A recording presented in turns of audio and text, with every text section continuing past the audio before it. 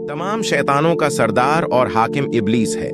इब्लीस इंसान का खुला दुश्मन है। वो और उसके चीले इंसान को गुमराह करने के लिए हिरदम कमर बस्ता रहते हैं। रोजाना असर के बाद शाम के वक्त इब्लीस का तख्त बिछता है। उसके इर्द गिर्द तमाम शयातीन जमा होकर अपना अपना काम इब्लीस के दरबार में पेश करते हैं। एक मर्तबा शयातीन अपनी अपनी कारस्तानी सुनाने के लिए जमा थे।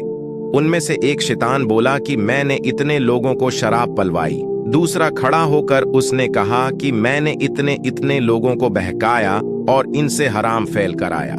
इसी तरह और शैतान भी अपनी शर्रारतें सुनाते हैं। इब्लिस ने सबकी बातें सुनी और खामोश खड़ा, किसी को कोई शाबाशी नहीं दी। फिर आखिर में एक शैतान बोला कि आज मैंने फिलां तालिब इल्म को बहकाकर पढ़ने से रोक दिया। इतना सुनते ही इब्लिस मारे खुशी के तख्त पर से उछलकर नीचे आ गया और उसको गले से लगाया और बोला, अंता अंता, यानी काबिल तारीफ काम तूने किया है। दूसरे शैतान ये देखकर जल बुहन उठे कि हम लोगों ने इतने बड़े बड़े काम के, लेकिन हमारी कुछ तारीफ नहीं, और उसने एक लड़के को पढ़ने से बाज रखा तो इस मामूली काम पर यह शाबाशी के काबिल हो गया। इसने कहा, तुम्हें ये बात नहीं मालूम, तुम लोगों का सारा काम उसी शैतान की बदौलत अंजाम रहा है।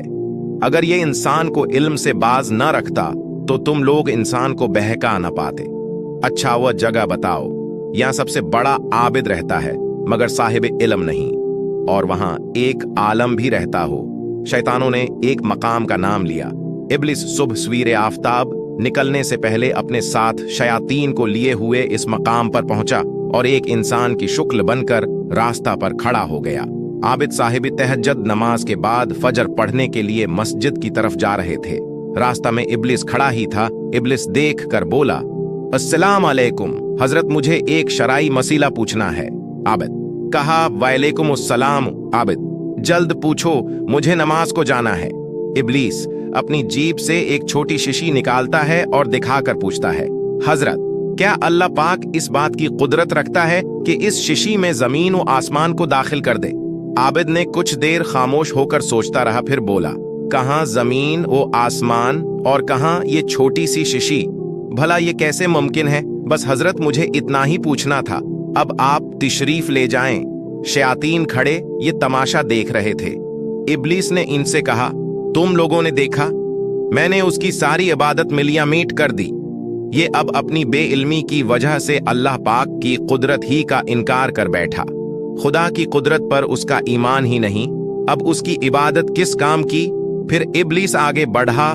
थोड़ी देर में सूरज निकलने ही वाला था कि आलम साहब जल्दी करते हुए नमाज के लिए बाहर तशरीफ लाए। इब्लिस सामने पहुंचा और बोला, अस्सलामु अलैकुम। आलिम साहिब ने कहा, वालेकुम अस्सलाम। इब्लिस ने कहा, हुजूर, मुझे एक मसइला पूछना है। आलिम कहा, जल्दी पूछो, नमाज का वक्त कम रह गया है।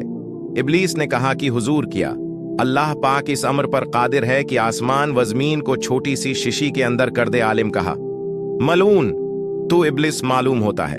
अरे मरदूद, ये शीशी तो बहुत बड़ी है। अल्लाह पाक ऐसा कादिर है कि अगर चाहे तो करोड़ों आसमान व ज़मीन एक सुई के नाके के अंदर दाखिल कर दे।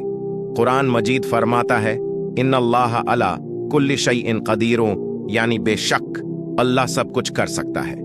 आलिम साहब के तशरीफ ले जाने के बाद मैंने अपने शैतान चीलों से कहा, देखा तुम लोगों ने, इल्म ही की बरकत है कि ये आलिम मेरे हथकंडे से साफ बचकर निकल गया। प्यारे दोस्तों, जिस इल्म के जरिया इंसान को इस्लामी अकीदों और हलाल और हराम की बातों से आगाही हासिल होती है, इसे इल्म दीन कहते हैं। इल्म दीन का हासिल करना हर मुसलमान पर फर्ज है, क्योंकि सिर्फ इसी इल्म के जरिया इब्लिस के दांव पैंच से बचा जा सकता है।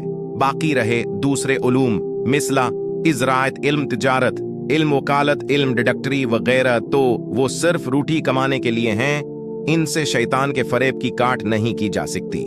लिहाजा तुम दीनी तालीम जरूर हासिल करना। अल्लाह पाक तुम्हें तौफीक अता फरमाए।